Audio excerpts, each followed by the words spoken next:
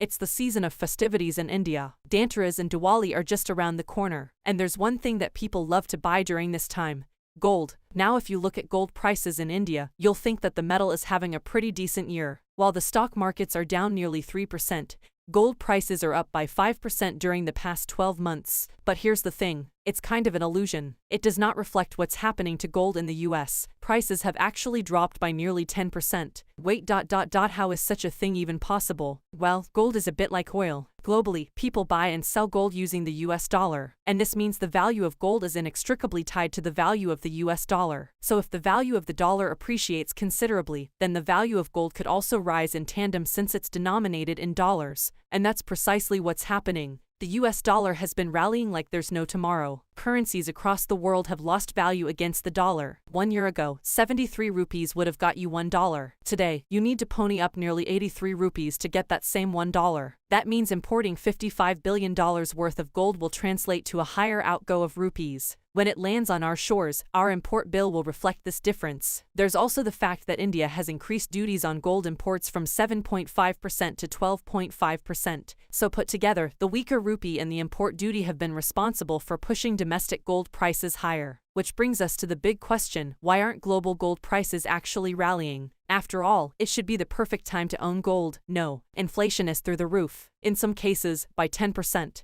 And the yellow metal is typically heralded as the perfect hedge against inflation. So what's going on really? For starters, there's the matter of consumption or affordability itself. Countries that import gold have to cough up a pretty penny because of the dollar's strength. And that dampens the demand for the metal, because at the end of it all, gold is still a luxury that not everyone can afford. So if your domestic economy is not doing that well, or when the US dollar rises, you'll postpone your purchase decision. That's why there is a negative relationship between the dollar and gold. Sidebar: demand for gold in India still seems to be fairly robust though. Then there's the bit about gold investors. See, the US has been increasing interest rates to battle inflation, and US government bonds now offer attractive yields. So as an investor, you can make a pretty penny by investing in these bonds as opposed to parking your money in gold. And with gold, you also have to work with uncertainty. Yes, the price of gold could appreciate considerably, but if it doesn't, you'll be losing money. So in an uncertain environment, people may still prefer US government bonds over gold. Also, gold's role as a hedge against inflation has always been in question. In the past decade, Indian investors who decided to diversify into gold have made a measly 3.4% a year. That's way below inflation. The only thing going for gold perhaps is the fact that the biggest holders of gold aren't giving up.